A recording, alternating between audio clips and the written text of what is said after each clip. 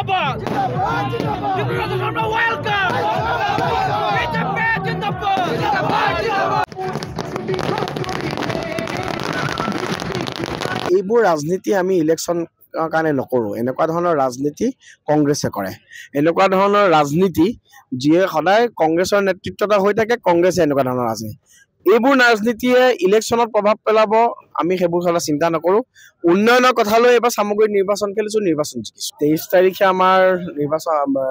ফলাফল ঘোষণা হৈছে তাৰ পৰৱৰ্তী পৰ্যায়ত কেইবাবাৰো এবাৰ মই চিঙিমাৰী জিলা পৰিষদত আহিলোঁ তাৰপিছত শপত গ্ৰহণ হ'ল মই মাতে দুদিনমান নাছিলোঁ গতিকে আজি সামগ্ৰীবাসী ৰাইজৰ আশীৰ্বাদ পাইছোঁ সামগ্ৰী পঞ্চায়তত পৰৱৰ্তী সময়ত মোৰ এটা কৰ্তব্য আৰু দায়িত্ব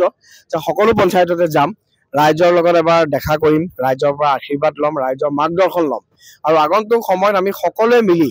কেনেকৈ সামগ্ৰীবাসী ৰাইজৰ কাৰণে আমি কাম কৰিম এই বিষয়ে তেওঁলোকৰ আলোচনা কৰিব লাগিব মাননীয় জিতু গোস্বামী ডাঙৰীয়া এতিয়ালে ব্ৰহ্মপুৰ সমষ্টিৰ বিধায়ক তেওঁৰ লগতো কথা পাতিছোঁ গতিকে আমি দুইজনে মিলি আৰু কলিয়াবৰ খণ্ডত মাননীয় কেশৱ মহন্ত ডাঙৰীয়া আছে গতিকে সকলোৱে মিলি পেলাই মাননীয় ডক্টৰ হিমন্ত বিশ্ব শৰ্মা ডাঙৰীয়াৰ নেতৃত্বত অসমত আজি যি উন্নয়নৰ ঢৌ হৈছে বা যি দেখিছোঁ আমি গোটেই দেশত যে মোদী ডাঙৰীয়াৰ নেতৃত্বত যেনেদৰে জনকল্যাণমূলক আঁচনিসমূহ লৈছে মোৰ প্ৰাথমিকতা থাকিব সেই প্ৰত্যেকবোৰ আঁচনি যাতে প্ৰকৃত হিতাধিকাৰীয়ে পায় উন্নয়ন যাতে বিভিন্ন উন্নয়নৰ সকলো ধৰণৰ দিশ আমি যাতে সামগ্ৰিক স্পৰ্শ কৰিব পাৰোঁ তাৰ কাৰণে মই প্ৰচেষ্টা আগবঢ়াওঁ প্ৰথমতেতো ইয়াত আন্তঃগাঁথনিৰ যথেষ্টখিনি সমস্যা আছে 24 বছৰ আছিল বিধায়কগৰাকী কিন্তু ইয়াত ৰাস্তা ঘাটৰ যেনেদৰে উন্নয়ন হ'ব লাগিছিল সেইখিনি নহ'ল বিভিন্ন ক্ষেত্ৰত আমি দেখা পাওঁ গতিকে প্ৰাথমিকভাৱে ৰাস্তা ঘাটৰ কাৰণে যথেষ্টখিনি কাম থাকিব এতিয়া যিমতে জিতু গোস্বামী ডাঙৰীয়াই যথেষ্টখিনি কাম আগবঢ়াইছে আৰু গতিকে এই গোটেইখিনি বিষয় লৈ পেলাই মোৰ প্ৰাথমিকতা থাকিব শিক্ষা খণ্ডৰ ক্ষেত্ৰত মই কাম কৰিম বুলি কৈছিলোঁ গতিকে শিক্ষা খণ্ডৰ ক্ষেত্ৰত আমি যুৱ প্ৰজন্মৰ সহায় হ'ব পৰাকৈ কেইটামান কাম কৰিম বুলি মনস্থ কৰিছোঁ প্ৰতিযোগিতামূলক পৰীক্ষাৰ প্ৰশিক্ষণ কেন্দ্ৰ তাৰ লগত আৰু কেইবাটাও এনেকুৱাকৈ আছে যাতে আমি স্কিল কৰিব পাৰোঁ সামগ্ৰী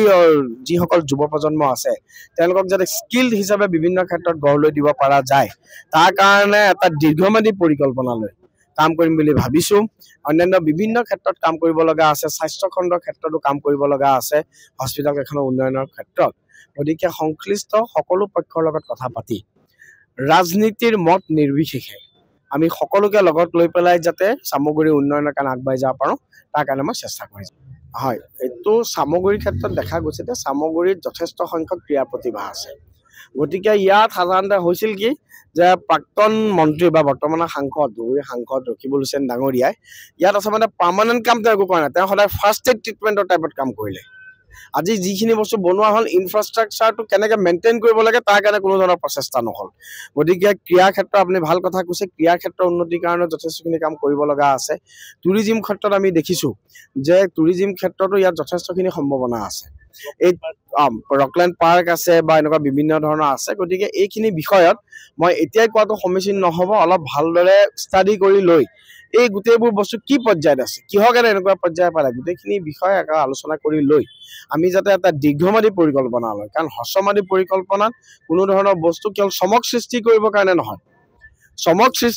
কাৰণে নহয় যাতে এটা দীৰ্ঘম্যাদী পৰিকল্পনা লৈ পেলাই আমি যাতে সামগ্ৰী সমষ্টিত দীৰ্ঘম্যাদী এটা উন্নয়ন কৰিব পাৰোঁ সেই হিচাপে আমি কাম কৰিম আৰু সেই হিচাপে কাম কৰাটোৱে আমাৰ লক্ষ্য আৰু উদ্দেশ্য